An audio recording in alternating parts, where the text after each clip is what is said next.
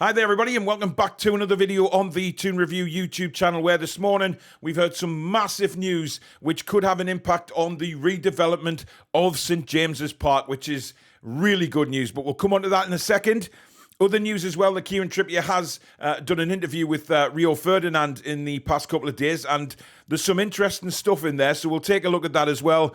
And finally, the rumours were, we should get a documentary done about Newcastle United since the takeover and things like that, whether it would be a Netflix one or an Amazon one. Well, news has broke today that it's going to be Amazon as part of their All or Nothing documentary series. We'll have a chat about that at the end of the video as well. But let's start with the massive news coming out of the club this morning, is that Newcastle United have now bought back Strawberry Place. This is a huge development because a lot of things have gone on with Strawberry Place in the past few years, but nothing actually started building or anything. It was just wasteland, and we knew that. It was just run down and getting out of hand. Now, the thing is, Newcastle City Council had previously authorised development for retail places, student accommodation and hotels. They'd granted development years ago, but nothing has ever happened on that land. It has just remained run down. Obviously, the metro station entrance is there. But this could have a huge impact now on St James's Park, because now that it's back in the club's hands, and the reports are confirming that Mairdad was the one that's done all the negotiation for Strawberry Place. He's been in negotiations for the last 12 months. Trying to get this purchase done and dusted and get it back under the Newcastle United umbrella. So you have to say a massive congratulations to Mairdad and his team for getting this sorted. But where does this leave St James's Park? I've already seen loads of people putting up pictures of St James's Park with a level 7 right around behind the Gallowgate now. That is certainly going to be an option for the club. They know that they have got to try and increase the capacity. It won't happen overnight, guys. It's certainly not going to happen straight away. But the options are now there to get an architect in, get developers looking at it and think, right, how are we going to do this? How are we going to put an extra tier onto the Gallowgate? But the problem is, the East Stand then looks like a shed, doesn't it? I mean, you've got this fantastic level 7 ground right the way around St James's Park, and then the East Stand is just a tiny little thing on the side of the pitch. There's nothing we can do about the East Stand at the minute, and I think we all know that due to the fact that it's listed building, etc. It's a real pain in the arse, because if we could get St James's Park, I was sitting in level 7 for the semi-final, and when you looked around, you thought this place could be absolutely magical if it's the same all the way around. Just think how that ground would look all the way around. It would just be incredible. The capacity would be off the charts. And yes, we'd fill the ground, no problem at all. We know there's about 60,000 people wanting season tickets who don't have them at the minute. We know that. The demand for tickets will be there. That's not going to be a problem. But the problem is the development. Not so much with the Gallowgate End now, because I think that will happen in due course. We know it will. There's no other reason Newcastle United have bought that land back than to redevelop St James's Park, because they don't want to move the stadium. I think that, that was an option. Of course, when the new owners came in, there was talk about would they stay at the stadium? Would they look at somewhere else to build a new one? But I think they understand what St James's Park means to a lot of Newcastle fans, and the history of the ground and things like that. And we've seen, teams move from historical grounds, Highbury to the Emirates, and Everton are moving shortly as well. And, Sunderland did it, Middlesbrough did it. But it didn't happen straight away. It took a while to get used to being in a new ground, and it would feel very weird for me not going to St James's Park for a home game for Newcastle United. It would feel a bit strange. So that's why I'm delighted with this news. I'm delighted that we finally got an opportunity to develop it a little bit further, increase the capacity by, another 10, 15,000 maybe? And then they're going to have to come to some serious negotiations with the people behind the East Stand, because, I know the listed buildings, but something has to be done, because that's just going to look ridiculous, isn't it? I mean, we've got these massive stands, 3 sides of the ground, and then this little one on the East Stand. I mean, obviously, the East Stand has a lot of memories for people. It has a lot. It's a very important stand. It has history. It's been there for years. And, I remember going when it had the executive boxes in.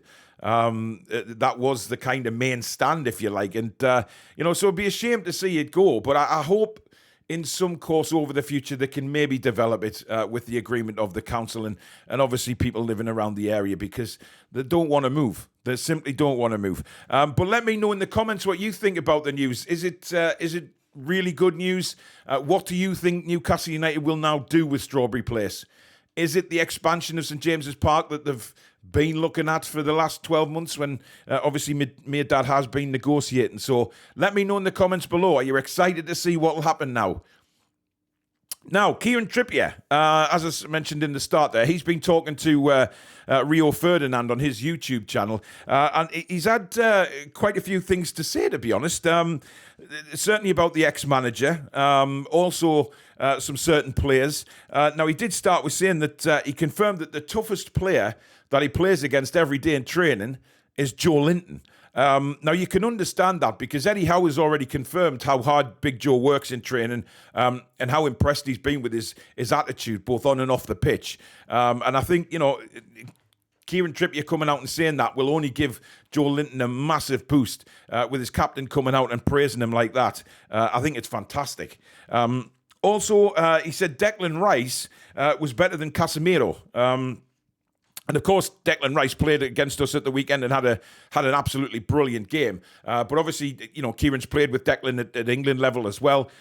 So he's had more of a look at the player than what we have as ordinary Newcastle supporters. Kieran Trippier's trained with him, he's played with him, he's played against him. So he's in a good position to, decide that factor. And to say he's better than Casemiro is quite the statement from the Newcastle skipper. And he also went on to say about the previous regime. He said before he came to Newcastle, he did speak to a few of the players that were already at the club. And a lot of the players were in a bit of a disarray with the current manager. They said, I know Eddie Howe was in charge when obviously Kieran Trippier signed, but this was, in players talk kind of thing. And he said that the players did not feel good under Steve Bruce. They had a problem with the training. It wasn't good enough. The fitness levels were terrible. And basically Eddie Howe confirmed all that to Kieran Trippier when he signed. And he said that Eddie Howe has just come in with a completely different philosophy on football. He praised him so much and said that he's got the togetherness back at the club as well as the fitness. And he went on to say that he thinks that Newcastle United are probably one of the fittest teams in the Premier League now because of the work that Eddie Howe has done with Newcastle United since he came in. And players can see the difference in themselves. They can feel the difference on the pitch. And I think that's absolutely fantastic. But it just goes to prove, doesn't it, that players talk. Players will always talk and discuss what they think of the current club and things like that to players that don't necessarily play for Newcastle. They've got a lot of friends who don't play for Newcastle, they'll play for other clubs, and they will talk and they'll say, look, this training's diabolical kind of thing. And we all knew that anyway because players had actually spoken out against him. Remember when Matt Ritchie did it and, they just were disarrayed. Callum Wilson, for instance, going to train at a private gym to try and get his fitness up. I mean, dear God, those were the dark days, guys. Now, finally, Amazon. Now, we did wonder whether this was going to take place, whether one of the big TV companies would come in and want to do something since the takeover. And it looks now that Amazon have got the deal. Of course, they do an all-or-nothing series. Tottenham, I think, have done it. Arsenal have done it. Manchester City have done it as well. And apparently it's now all been agreed and cameras have been rolling behind the scenes. They'll basically chart the club and its owners as they attempt to win a trophy and qualify for the Champions League. Now, the filming for this is supposed to start next season, the proper filming for it, but we might already be in the Champions League and win a trophy by then, which is going to be interesting. So I think that's why they've started the cameras a bit earlier, but they'll be mainly looking at next season and a release for round about the back end of 2024. Once they've put it all together and edited and everything like that needs to be done, obviously. But it's great news for me because it'll give people an insight into the club and how it's run, see how the players, not just for us fans, but fans of other teams, who say, sports washing and all this crap. you know, they'll get an insight into Newcastle United, the proper Newcastle United, you know. And I also want to have a quick comment about Manchester United. You know, suddenly Qatari owners are on the horizon about putting a bid in, and they're all going mental, saying, oh, yes, it's fantastic. You know, looking back to a year and a bit ago, guys, Manchester United fans, any comments on sports washing you want to make now? Of course not, because it involves your club.